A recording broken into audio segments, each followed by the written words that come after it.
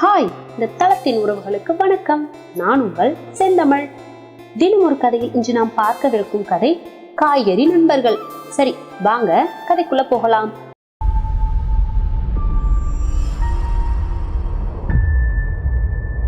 இந்த கதையில ஒரு ஊர்ல தக்காளி, வெண்டைக்காய், உருளைக்கிழங்கு, கத்திரிக்காய் அப்படின்னு சொல்லிட்டு 4 காய்கறி நண்பர்கள் ஒன்றா வாழ்ந்து வராங்க.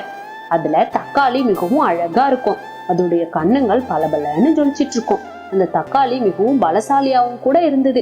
ஒரு நாள் வெண்டைக்காய், உருளைக்கிழங்கு, கத்திரிக்காய் ஆகிய 3ம் தக்காளியை பத்தி பெருமையா பேசிக்கிட்டு இருக்குதுங்க.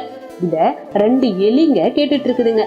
உடனே அந்த எலிங்க தங்களுக்குள்ளேயே பேசிக்குதுங்க, நாம எப்படியாவது இந்த தக்காளியை ருசி பார்த்தாகணும் அப்படின்னு சொல்லிட்டு. உடனே அந்த 2 எலிகளும் இரவு தக்காளி தூங்கும் போது அதை கடத்தி போகலாம் அப்படின்னு முடிவெடுக்குதுங்க. இரவு தக்காளி அதோட வீட்டுல உள்ள கட்டில்ல நல்லா படுத்து தூங்கிட்டு இருக்கு. அப்போ இந்த 2 எலிகளும் மெதுவா வீட்டுக்குள்ளார நுழைஞ்சு அந்த தக்காளி கட்டில்ல தூங்கிட்டு இருக்கத பாக்குதுங்க. உடனே அந்த 2 எலிகளும் தக்காளிய படுத்திருந்த கட்டலோடு தூக்கி செல்லலாம்னு முடிவெடுக்குதுங்க. அதுக்கப்புறம் மெதுவா கட்டில தூக்க முயற்சி செய்துங்க. ஆனா அந்த கட்டில் மிகவும் கடினமா இருந்தது.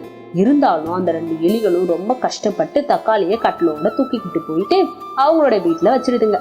அதுக்கப்புறம் தக்காளியை சங்கிலியால கட்டிட்டு அந்த 2 எலிகளும் வெளியே போகுதுங்க. சிறிது நேரத்துக்கு பிறகு தக்காளி கண்விழிச்சு பார்த்தப்போ தான் சங்கிலியால கட்டப்பட்டு இருக்கிறத பார்த்து அதிர்ச்சி அடையுது. உடனே பலசாலியான அந்த தக்காளி தன்னுடைய பலத்தை பயன்படுத்தி அந்த சங்கிலிய உடை தெரியுது. அதுக்கப்புறம் தக்காளி அங்கிருந்து தப்பிச்சு தன்னோட நண்பர்கள்ட்ட போய் நடந்த எல்லாத்தையும் சொல்லுது. நண்பர்கள் கத்திரிக்காய், உருளைக்கிழங்கு, வெண்டைக்காய் அதுவும் இல்லாம தக்காளி 4 பேரும் சேர்ந்து அந்த 2 எலிகளை தேடி அவங்கள பிடிச்சு நல்லா பந்தாடுறாங்க. அதுக்கப்புறம் அந்த எலிகள் 2 பேரும் அவங்கள்ட்ட இருந்து அடி வாங்கிட்டு வலியால அழுதுகிட்டே தங்களோட இடத்த தேடி ஓடுதுங்க. அப்போதான் அந்த எலிகளுக்கு அந்த 4 நண்பர்களுடைய ஒற்றுமையை பற்றி புரியுது. நீதி, ஒற்றுமையே சிறந்தது.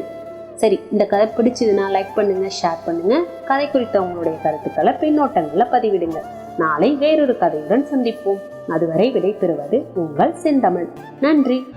I don't ever slow up, no I don't take shit. I got no love for the fakeness. If you wanna play tough and wanna hate this, I'll always show up and make a statement.